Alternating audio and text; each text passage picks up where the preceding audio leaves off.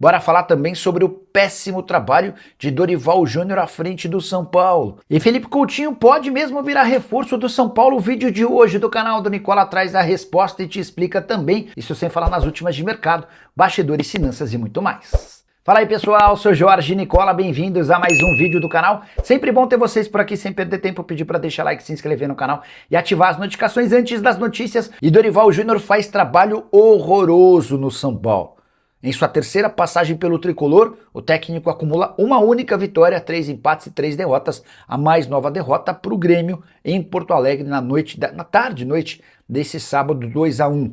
São Paulo até sai na frente, mas sofre a virada. O gol que revoltou os torcedores do São Paulo nas redes sociais se deu por conta de uma cobrança de falta do Pavon. O André Silva pulou, a bola passou por debaixo e acabou entrando. Vale a lembrança de que o São Paulo havia ficado 12 dias sem jogar, ou seja, completamente descansado, enquanto o Grêmio vinha de uma sequência de decisões por Sul-Americana e também Copa do Brasil. Quero contar ainda que o São Paulo conquistou apenas 3 dos últimos 24 pontos. Ganhou um jogo dos últimos 13 no Campeonato Brasileiro. De líder, o time hoje está mais perto da zona do rebaixamento do que qualquer outra coisa. A última vitória do São Paulo no Brasileirão foi em 25 de abril, contra o Mirassol no Brinco de Ouro da Princesa. Já pela Sul-Americana, a última vitória em 26 de maio contra o Boston River. Queria que você usasse o espaço para comentário para dar uma nota de 0 a 10 para o trabalho de Dorival Júnior no São Paulo. Aproveita e já fala também sobre a Rima Cis, o quanto o atual presidente do São Paulo tem culpa nessa fase horrorosa do tricolor. E Felipe Coutinho pode mesmo virar reforço do São Paulo? Antes de gravar esse vídeo, ver essa informação repercutindo entre torcedores do São Paulo. O que eu fiz?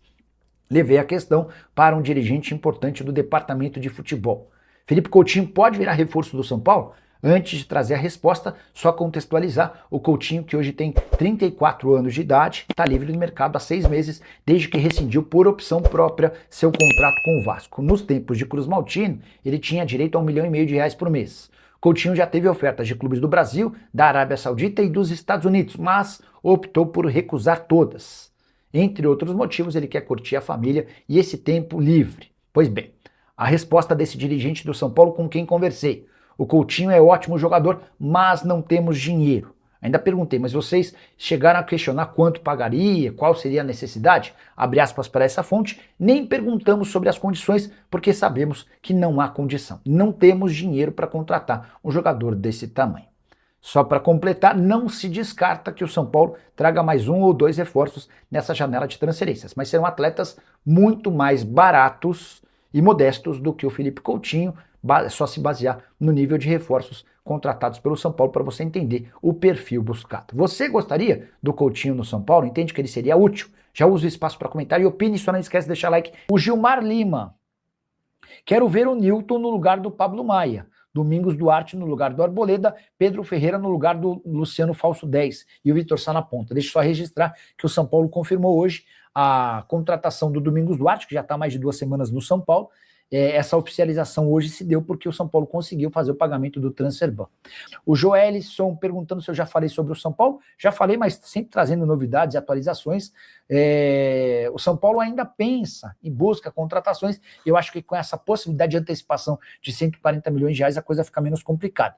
Resta, porém, lembrar que para que o contrato com a Ticketmaster comece a valer, há necessidade da aprovação do Conselho Deliberativo.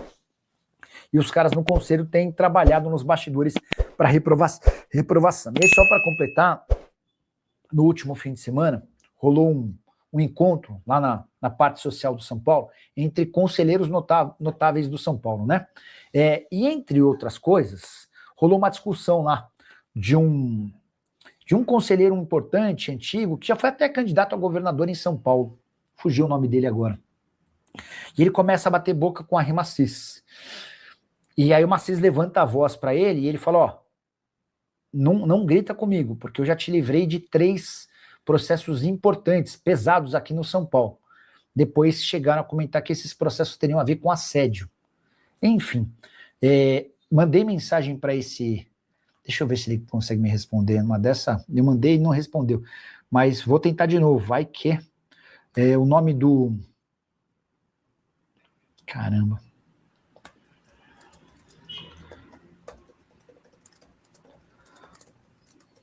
telefone, peraí. Do conselheiro que ameaçou o Macis. Esse conselheiro, a mensagem estava naquelas 24 horas que apagam, sabe? Esse conselheiro era inclusive do grupo do Júlio Casares. E o São Paulo tem mais uma joia vindo de Cotia. Trata-se de Matheus Ferreira, volante de 20 anos de idade que havia sido contratado do Vasco na temporada passada para o Sub-20. Ele chegou por empréstimo, deixou boa impressão e foi comprado por R$1,5 milhão. Se tornou capitão e peça fundamental do time Sub-20. Atleta com várias passagens pelas seleções brasileiras de base. Matheus Ferreira foi recentemente integrado ao time principal no CT da Barra Funda e deixou excelente impressão no técnico Dorival Júnior. A tendência é que o Matheus Ferreira comece a ganhar mais espaço no time de cima nas próximas rodadas. Até porque o São Paulo precisa de atletas jovens com potencial de revenda para fazer dinheiro. O tricolor passa por enormes dificuldades.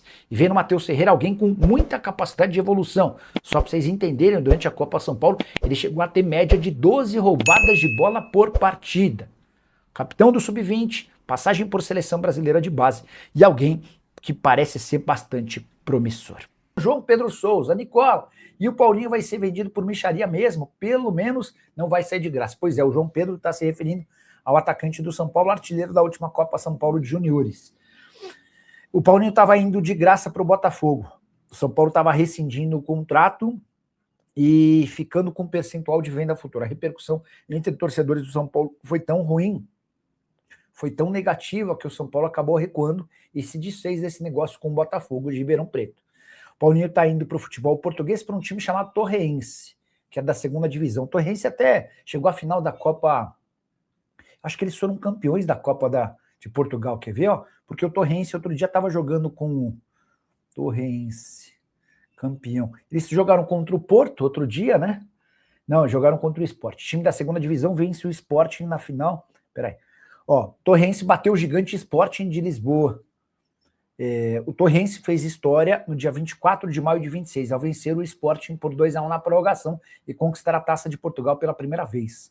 A equipe de Torres Vedras, que disputa a segunda divisão, garantiu um feito inédito para um clube do escalão secundário e assegurou vaga na Liga Europa. Pois é, o Torrense, que joga a segunda divisão, foi campeão da Taça de Portugal e vai ter a oportunidade de jogar a Liga Europa.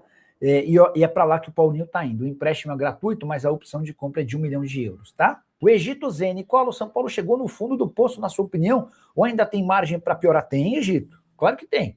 O time pode ser rebaixado, o time pode sofrer mais transfer ban. Sempre, o fundo do poço vai sempre além. E o detalhe, né? O São Paulo segue sendo administrado, gerido por pessoas sem qualquer capacidade. Com todo o respeito a um senhor de idade, e ele merece respeito pela idade que tem, mas o Arrimacis não tem nenhuma condição de ser presidente do São Paulo. Nenhuma. Enfim. O João Pedro Souza, Nicola, e quem é esse Aurélio Buta? Aurélio Buta é um angolano que se naturalizou português, joga como lateral direito, ele vinha jogando, ele pertencia a um clube alemão e esteve emprestado para um outro mercado. Quer ver qual que foi o mercado? Era um austríaco, quer ver? Enfim. Mas foi contratado estava livre no mercado, foi oferecido ao São Paulo, o nome foi analisado e o São Paulo acabou contratando. 29 anos de idade, tá? Como eu disse, angolano, nasceu em Miconge e pertencia ao Eintracht Frankfurt e jogou a última temporada na Dinamarca, não era na Áustria não, tá? Jogou num time chamado Copenhagen. Cara, eu tenho acompanhado o futebol dinamarquês, Copenhagen. Eu tenho acompanhado o campeonato dinamarquês e norueguês, né? Até porque, cara, eu gosto bastante de apostar. Eu sugiro para vocês apostas porque eu gosto, eu estudo. Hoje, por exemplo, eu estava acompanhando com enorme atenção a Clube Bruges e um outro time lá do campeonato belga, a estreia do Bruges no campeonato belga. E até porque eu tinha feito uma aposta. Eu sugiro para vocês a aposta. Mas não é que eu estou torcendo para perder, eu não estou nem aí. Eu torço muito para ganhar, porque eu sei que muitos de vocês vão na minha, enfim. E aí eu tenho acompanhado o campeonato dinamarquês, campeonato norueguês, e esse Copenhagen aqui, cara, é um time de metade da tabela, e o Aurélio Buta no Copenhagen foi para lá de discreto, tá? Então não esperaria muita coisa. Silmar Lima, boa noite. Quais as novidades no meu tricolor? Silmar, deixa eu contar uma exclusiva. Tem um menino chamado Matheus Ferreira, ele é volante, disputou a Copa São Paulo como titular absoluto, havia sido comprado do Vasco no ano passado, né? Operação de R$ 1,5 milhão. E ele está treinando no time principal, tem sido muito elogiado pelo Fernando Diniz, né? Pelo Dorival Júnior, um cara de muita intensidade, de proteção ao sistema defensivo, rouba muita bola. E a informação que surgiu no ano passado é de que o São Paulo havia comprado por 80% dos direitos econômicos, por R$ 1,5 milhão, 80% dos direitos econômicos junto ao Vasco. E é aqui que vem a informação exclusiva. O São Paulo acabou não pagando nenhum centavo desse R$ 1,5 milhão. É que o Vasco tinha uma dívida com o São Paulo pelo Léo Pelé. E as partes acabaram se acordando para que esse R$ 1,5 milhão fosse abatido da dívida do Vasco em relação ao Léo Pelé, tá? Então, a verdade é que o Matheus Ferreira chegou ao São Paulo sem custos, volante que chegou por empréstimo, foi comprado, deixou excelente impressão e deve ganhar mais minutos no time principal ao longo da temporada. Fala, rapaziada boa, beleza? Chegamos aí com mais um giro de notícias exclusivas e atualizados do São Paulo neste domingão. Muito obrigado a todos vocês, um grande abraço, até o próximo vídeo.